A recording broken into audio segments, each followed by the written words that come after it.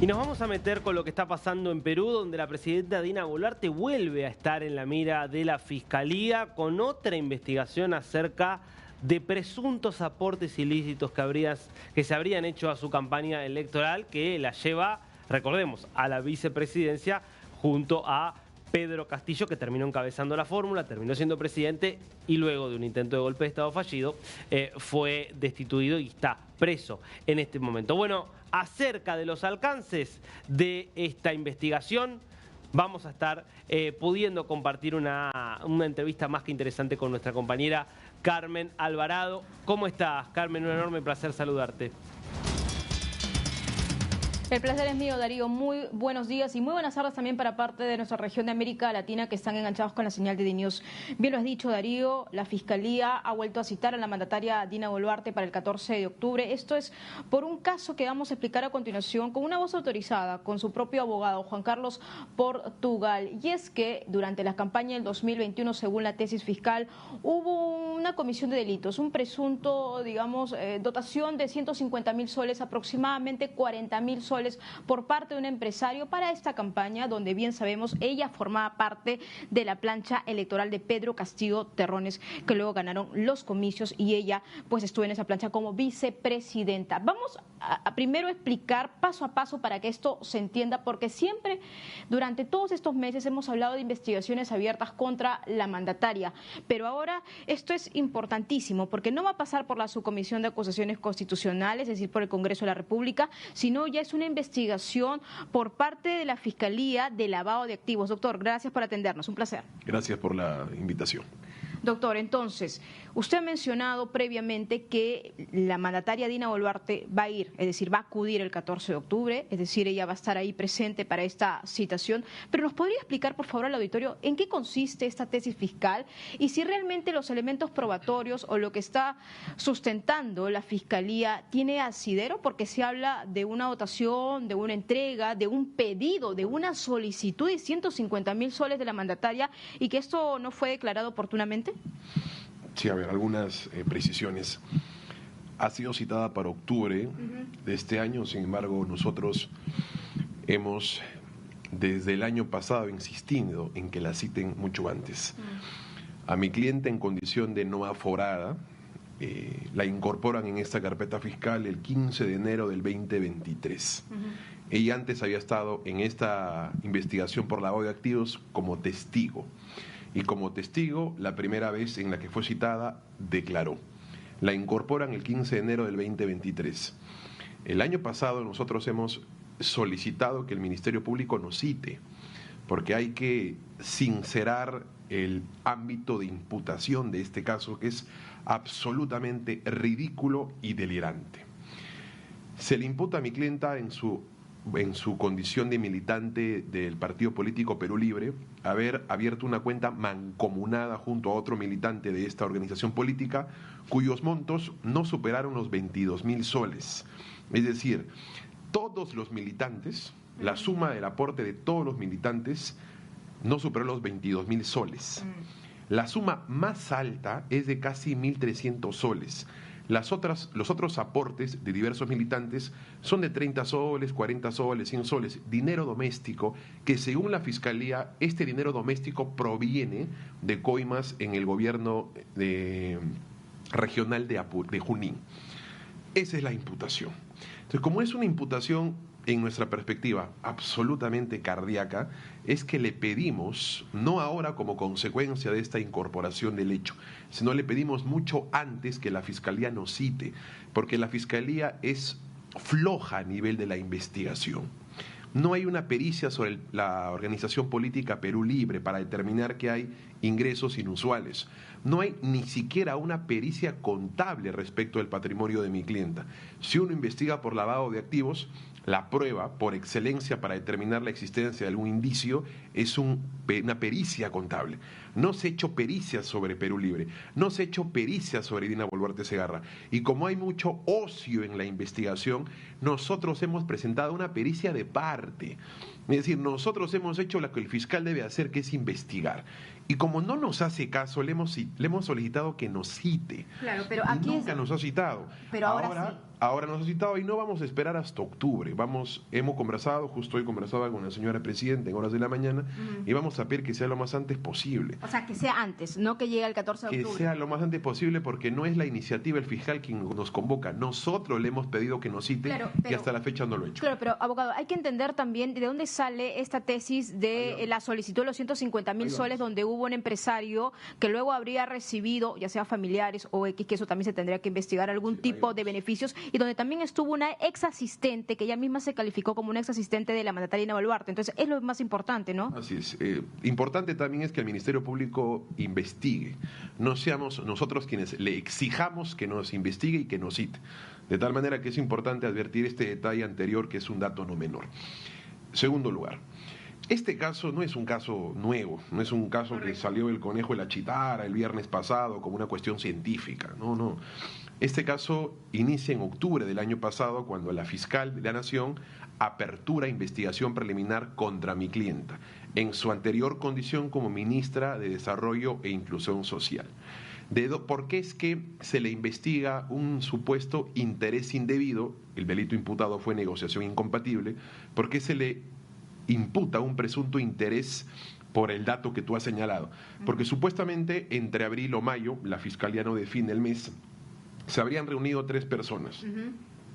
Dina Boluarte como candidata, Marcela Saldarriaga, que en paz descanse, y 3, el empresario Eduvigis Beltrán, que es hermano de otro empresario que obtuvo una licitación en el año 2023, no en la gestión de mi clienta, y ahí vamos a aclarar, porque hay mucha desinformación en torno a ello. Entonces, según la Fiscalía, sale de iniciativa de Marcela Saldarriaga, en esa reunión le dice al empresario que aporte a la campaña de Perú Libre, y él dice, según la Fiscalía, en respuesta a esa solicitud genuina de parte de Marcela Saldarriaga, que él iba a aportar 150.000 soles. Entonces ese es el hecho antecedente. Luego una empresa, Corporación Belsen, hermano de esta persona que estuvo en la reunión, obtiene 2 contratos con el Estado. La consecuencia, según la tesis fiscal, es esa reunión produjo ese beneficio futuro por parte de la corporación. Entiendo el vínculo, pero el punto es, ¿qué tipo de prueba o cómo se puede materializar esta reunión? O sea, ¿cuál es también como parte de su defensa técnica? Porque me imagino que eso se tendrá que demostrar, ¿no? Ya está en una fiscal, se archivó, pero se archivó porque, claro, también en ese momento la mandataria, o sea, estos hechos ocurrieron antes de que ella fuera elegida. Es por eso que también ahora se ha aperturado, según la Fiscalía de Delito de Activos, porque no era forada. Ahí voy. Vamos paso a paso para que se entienda el contexto con todos sus capítulos, no capítulos cercenados. Entonces, este hecho que nació en octubre del año pasado se investigó por cerca de 8 meses. Luego de 148 actos de investigación, la fiscal de la Nación, Delia Espinosa, archiva este caso porque en el fundamento 68 resumidamente señala que no hay un solo indicio que demuestre que la ministra de aquel entonces, mi clienta Dina Boluarte Segarra, haya favorecido directa e indirectamente a esta empresa en sus 2 contratos con el Estado. Dice que estos contratos no fueron en su gestión, y en efecto, no se ejecutaron, no se celebraron y no se firmaron en su gestión, sino en otra gestión. Y 3, señala también que los contratos que obtuvo esta empresa fueron lícitos, fueron regulares, por consecuencia no hubo ningún direccionamiento que se le impute a mi clienta en su gestión. Pero la fiscal de la Nación también analiza esta supuesta reunión y llama a los protagonistas de esta historia. Según Maritza Sánchez, que ella dice que en el papel fungía de asistente administrativa de la presidenta en campaña electoral. No que ella le había encargado esta labor, sino que ella de iniciativa propia tenía un cuaderno en donde agendaba sus reuniones. Según ella, esta reunión fue agendada en su agenda, valga la redundancia. Y cuando el Ministerio Público, con justa razón, le dice, entrégame tu agenda, no es tuya, es propia, dame tu agenda. No la tengo, se perdió. ¿Tienes alguna evidencia de esa reunión? Sí, porque Maritza Sánchez tomó una foto en ese momento de la reunión, me imagino que de forma clandestina, tomó una foto que perennizó esa reunión. Y le pregunta a la Fiscalía, ¿tú tienes eso? No en mi agenda, pero sí en mi celular, porque Marcela Saldarriaga me envió esa foto a mi celular. Muy bien, tu celular, por favor, autorízanos a ingresar o tráeme algún pantallazo que evidencie yo. no lo tengo. No, no es que no lo tenga, sino que me lo robaron. Y habrás denunciado el robo, porque se trata pues de un celular, hay información bastante suculenta, ¿no? Y responde, no fue necesario denunciar ese robo. Bueno, entonces, la pregunta ahí es, ¿hay elementos, hay situaciones que podrían determinar que la mandataria en ese entonces recibió ese dinero? A partir de la evidencia, no. Edujídis Beltrán no conoce a la presidenta. La presidenta no conoce a Edujídis Beltrán. La OMPE, él ha señalado que no ha aportado ni como empresa, que es posible aportar una campaña, ni como persona natural a la organización política Perú Libre, ni a ningún candidato. La OMPE ha confirmado la inexistencia de cualquier aporte. Y hay un dato que además es importante que lo resalte el Ministerio Público. ¿Cuál es el sentido de aportar a una supuesta integrante de la plancha presidencial para que en su gestión no se le dé ningún beneficio? Porque en su gestión no se le dio ningún beneficio, no ganó ningún contrato. Por tanto, no hay una ilogicidad entre la imputación y los efectos o consecuencias del caso. Por eso es que este caso y esta supuesta reunión no es una cuestión del viernes pasado, que lo han pasado como una cuestión casi científica, ¿no? Esto ya ha sido analizado y ha provocado el archivamiento en abril de este año. Y como consecuencia de ese archivamiento es que la fiscal dice: yo puedo investigarte como ministra porque es mi competencia, pero yo no puedo investigarte en tu condición de aforada. Por eso es que remito copias a la Fiscalía de Lavado de Activos. Pero yo le pregunto ahí, por favor, abogado, porque nosotros nos imaginamos o creemos que tal vez a través de este tiempo se han tenido que sumar más elementos probatorios, algún tipo de investigación adicional, porque incluso nosotros en alguna oportunidad hablamos con Henry Chimabukuro y él también se refirió sobre esta situación, porque como usted bien lo dice, esta ha sido ya una investigación que se ha archivado y se ha derivado a la Fiscalía del Delito de Activos. Pero entonces, ¿qué es lo que se está investigando? Porque si la Fiscalía está tomando esta decisión de llamar a la mandataria Dina Boluarte para que hable sobre este tema, es porque hay algo nuevo. No. Sigamos contando la historia real de este caso. Como te repetía, en abril de este año la fiscal de la Nación archiva el caso por negociación incompatible porque determinó que la empresa de los Beltrán Salinas no fue beneficiada de manera irregular.